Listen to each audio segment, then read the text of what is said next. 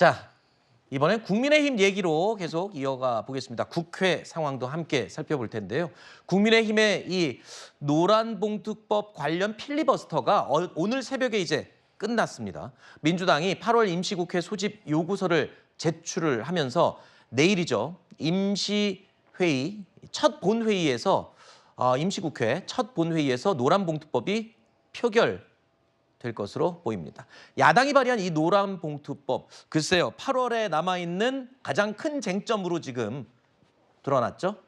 근데 이제 이번에 노란봉투법의 이제 핵심은 뭐냐면 합법적인 어떤 쟁의 행위의 범위를 좀 넓히자라는 거예요. 지금까지 합법적인 쟁의 행위, 쉽게 말해서 파업이죠. 이거의 행위는 어떤 근로 조건과 직접으로 연결되는 거였는데 이건 이제 민영화라든지 아니면 정리해고라든지 이런 범위까지 넓히자. 근데 ILO 세계 노동자 기구죠, 국제기구. 여기에서도 이 글로벌 스탠다드에 맞게 공고를 하고 있어요. 근데 대통령께서 글로벌 스탠다드 얼마나 중요하게 여기십니까? 그렇기 때문에 저는 무조건 반대만 하지 마시고 조금 협의를 통해서 어느 정도 넓힐 건 넓혀야 된다, 이런 입장입니다. 요즘 국회 상황을 보면 야당은 참 마음이 편할 것 같습니다. 꺼내들 카드가 굉장히 많아요. 하나 꺼내면 또 카드 있고 계속 줄줄이 남아 있습니다. 22대 국회가 개원한 지 지금 2달이 됐는데 민생은 뒷전이라는 비판도 일고 있습니다. 단독으로 입법 강행하고 폐기하고 하는 방식이 무한 반복되면서 국민들은 정말 피로감을 호소하고 있습니다. 여야 모두 서로 내 탓 공방만 하고 있죠.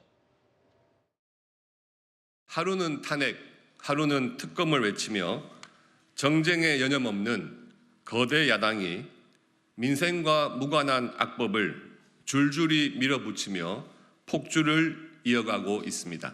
국민들의 먹고 사는 문제를 해결하겠다면서 들고 나온 먹사니즘에 역행하는 민생과 경제를 무너뜨리는 막사니즘일 뿐입니다.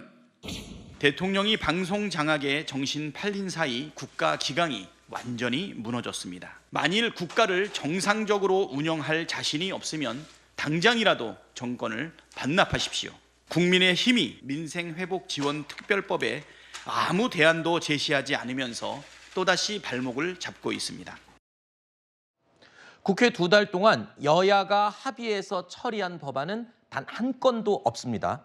그리고 야당은 탄핵 소추안만 7번 발의했습니다. 여당도 칭찬받을 일은 없죠. 국회가 민생을 위해서 한 일이 전혀 없는데 2달 동안 쓴 예산은 1,000억 원이 넘는다고 하네요. 이거 어떻게 된 겁니까? 네. 이게 특별히 많이 썼다라고 보기는 어렵고요. 국회를 운영하는데 굉장히 많은 이 국민의 세금이 들어갑니다. 일단 300명 국회의원의 세비가 매달 꼬박꼬박 지급되고요. 국회의원 한 사람당 의원 입법을 보좌하기 위한 보좌 인력의 인건비가 들어갑니다. 더더군다나 이 법안이 어떤 상정이 되게 되면 그 법안에 대한 심사 자료를 만들기 위한 국회 사무처 직원들의 이 노력도 거기에 포함이 됩니다. 국회가 개원한 지 석 달이 되면서 지금까지 예산이 투입된 금액이 1,000억 원인데 아직 법안이 여야 합의로 통과된 것이 한 건도 없습니다. 가성비로 따지면 빵점 국회인 것입니다. 도대체 국회의 존재 의의가 무엇입니까? 국민의 의견을 수렴을 해서 상대 당과 대화와 타협을 통해서 합의를 하고 그 합의를 바탕으로 해서 국회 본회의에서 법안을 통과시키는 거 아니겠습니까?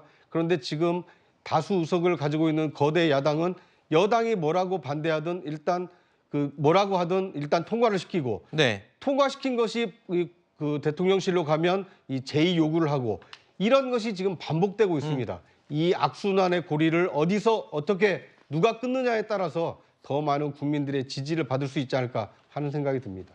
그게 여당이 될까요? 야당이 될까요? 어쨌든 8월에도 아주 치열한 이 정쟁이 예상이 되고 있습니다.